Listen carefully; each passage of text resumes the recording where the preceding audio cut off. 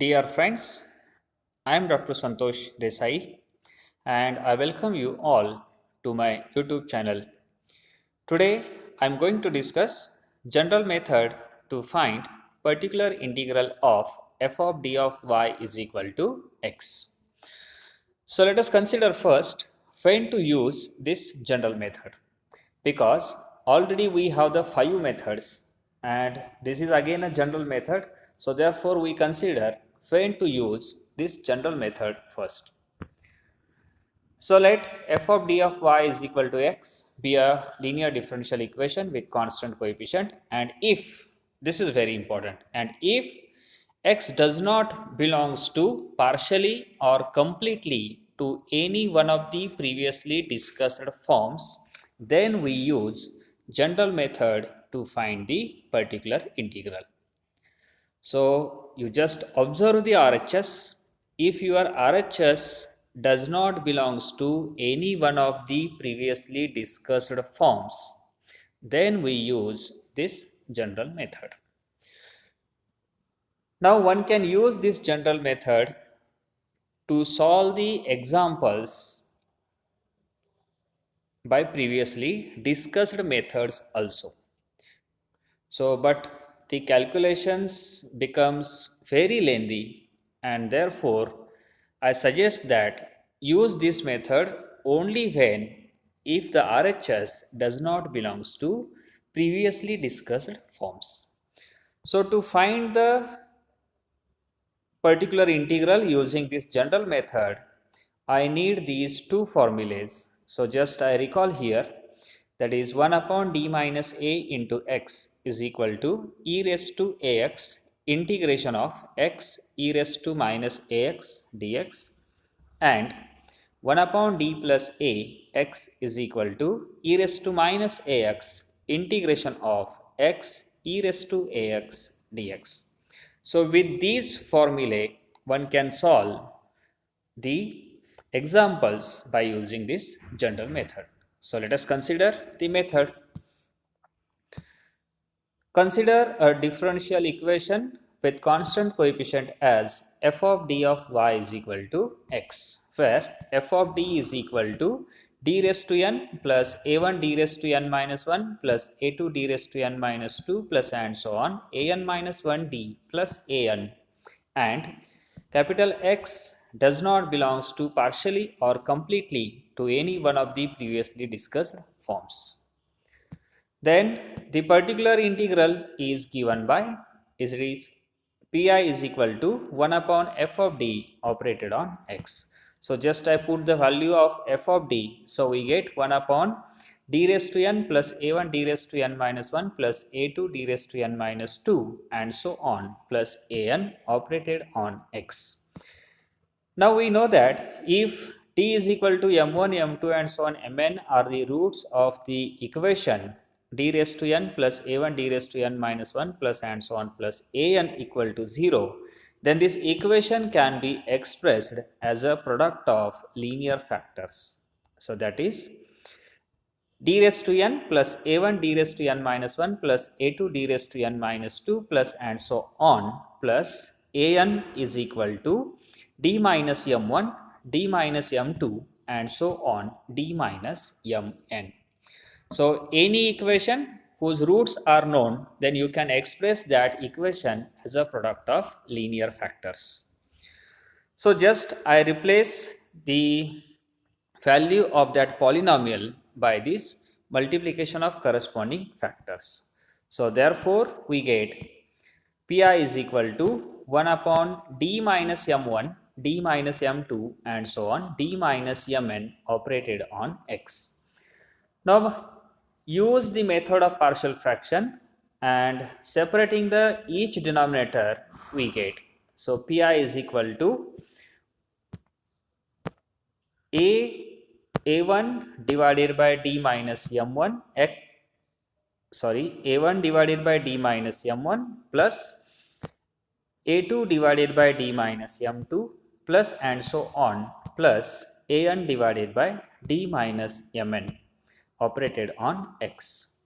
Now operate each term on x, so we get a1 divided by d minus m1 into x plus a2 divided by d minus m2 into x plus and so on plus an divided by d minus mn into x. Now we know that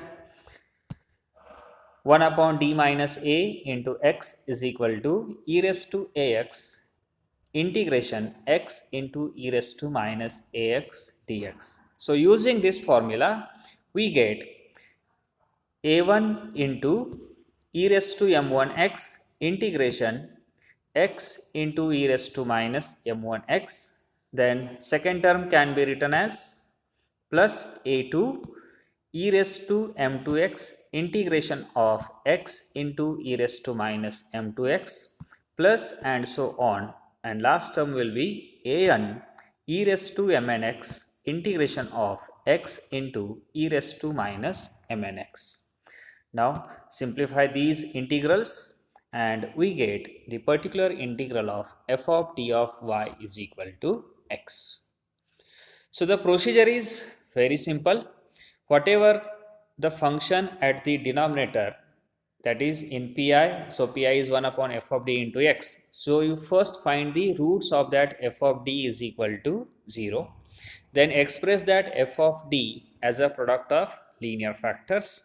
Then separate each factor by using method of partial fraction and use the formula 1 upon d minus a into x or 1 upon d plus a into x and evaluate the integrals. You will get the particular integral of given differential equation. So with this method, let us see some examples. Solve d square plus 3d plus 2 into y is equal to sin e raised to x. Now in this example, one can observe that the function sin e raised to x does not belongs to any one of the previously discussed forms. So therefore, we have to use general method to find the particular integral. So let us see first complementary function. So the given equation is, it is d square plus 3d plus 2 into y is equal to sin e raised to x. Then the auxiliary equation is m square plus 3m plus 2 is equal to 0. Now this is a quadratic equation, so this gives m is equal to minus 3 plus minus square root of 9 minus 4 into 1 into 2 divided by 2. Now simplifying this, we get m is equal to minus 3 plus minus 1 divided by 2, and this gives m is equal to minus 1 minus 2, and therefore we have two roots, both are distinct, and therefore the complementary function is c1 e raised to minus x plus c2 e raised to minus 2x. Now let us consider the pi. So pi is equal to 1 upon d square plus 3d plus 2 sin e raised to x. Now here, as we know that t is equal to minus 1 and minus 2 are the roots. So therefore, one can express the denominator as product of linear factors. So we get this is 1 upon d plus 1, d plus 2 into sin e raised to x. Now here is the important step. Now without using method of partial fraction, I am going to separate these denominators. So the simple trick is that just you write first smallest factor. So d plus 1 and d plus 2, these are the two factors. Out of these, you write first smallest, so that is 1 upon d plus 1. Then you write the remaining, that is 1 upon d plus 2. Now you decide the middle sign so that after solving, you have to get your previous term.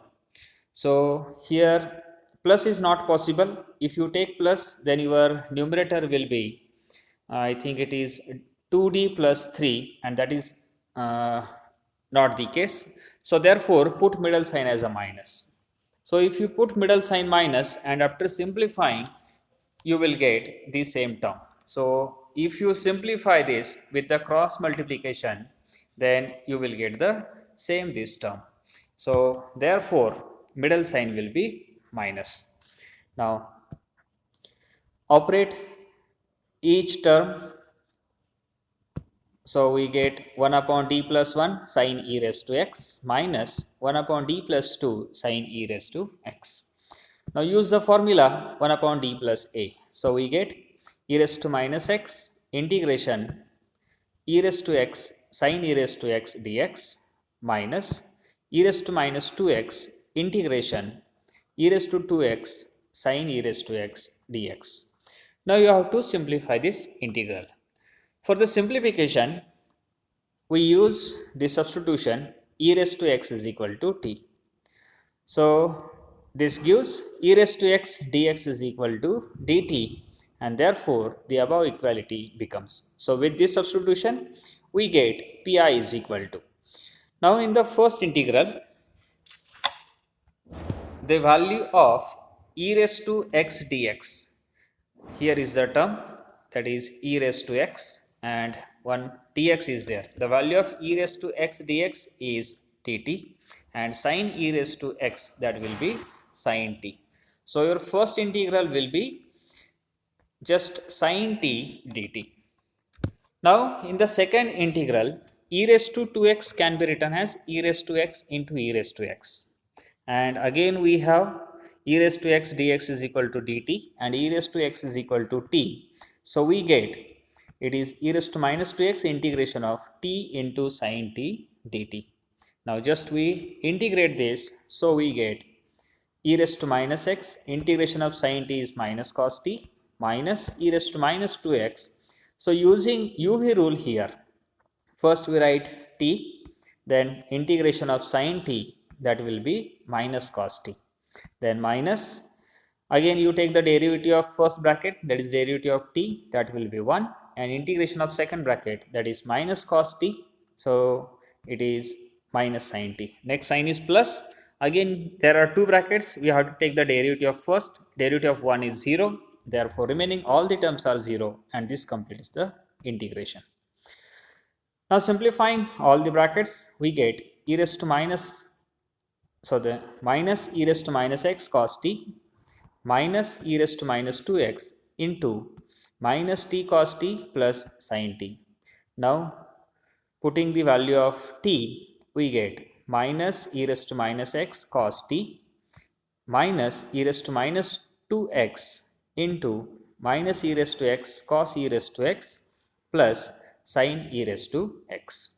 Now multiplying this bracket by minus e raised to minus 2x, we get, so therefore minus e raised to minus x cos e raised to x plus e raised to minus x cos e raised to x minus e raised to minus 2x sin e raised to x.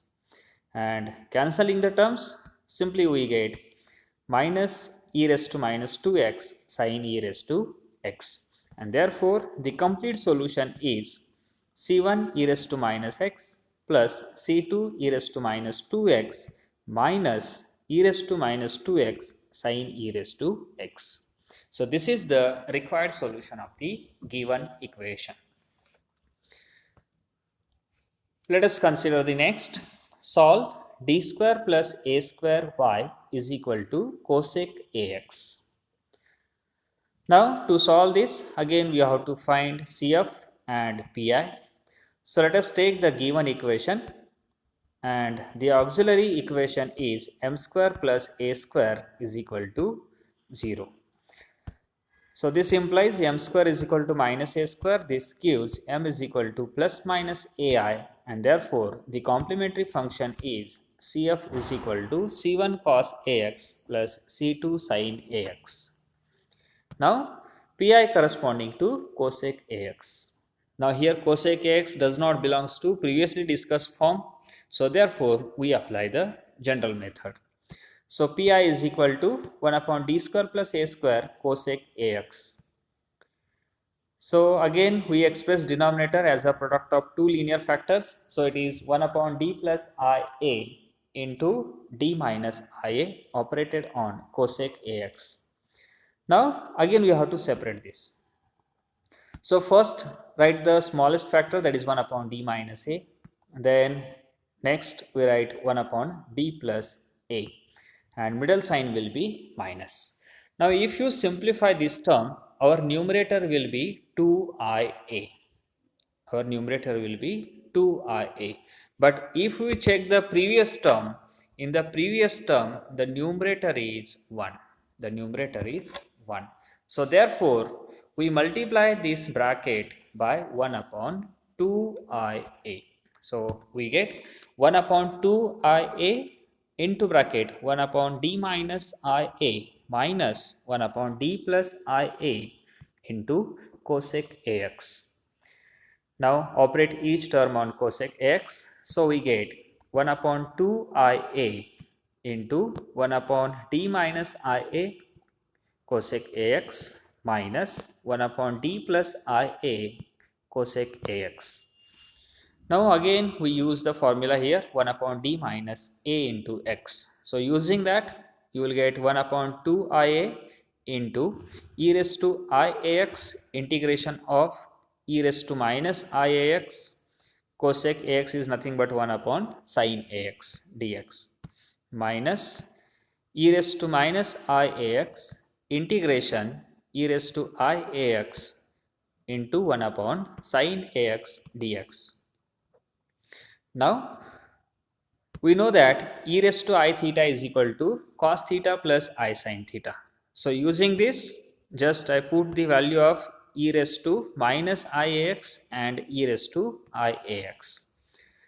So integration, the value of e raised to minus iax is cos ax minus I sin ax into 1 upon sin ax dx minus e raised to minus iax integration cos ax plus I sin ax into 1 upon sin ax dx. Now take 1 upon sin ax inside the bracket and simplifying we get 1 upon 2ia into e raised to iax integration of cot ax minus I dx minus e raised to minus iax integration of cot ax plus I into dx. Now just we take the integration, so we get 1 upon 2ia e raised to iax into integration of cot ax is log sin ax divided by a, and integration of minus I is minus ix bracket complete minus e raised to minus iax, again integration of cot x, it is log sin x upon a plus I into x. Now we simplify this term and then we will get the particular integral. Now multiply first bracket by e raised to iax and second by minus e raised to minus iax. So we get 1 upon 2ia into log sin ax upon a e raised to iax minus e raised to minus iax minus I into x e raised to iax plus e raised to minus iax. So multiply first bracket by e raised to iax, second by e raised to minus iax, and simplifying we will get this one. Now take 1 upon 2ia inside the bracket. So this is equal to log sin ax divided by a square into e raised to iax minus e raised to minus iax divided by 2I minus I get cancelled. So you have x upon a e raised to iax plus e raised to minus iax divided by 2. Now we know that the value of the first bracket is sin ax and second one is cos ax. So therefore sin x upon a square into log sin ax minus x upon a into cos ax. And therefore the required solution is y is equal to c1 cos ax plus c2 sin ax plus sin ax upon a square into log sin ax minus x upon a into cos ax. So this is the required solution of the given equation. So in this way, one can apply the general method to find the solution of given differential equation when the RHS does not belongs to previously discussed forms. So in the next video, we will discuss Cauchy's homogeneous linear differential equation.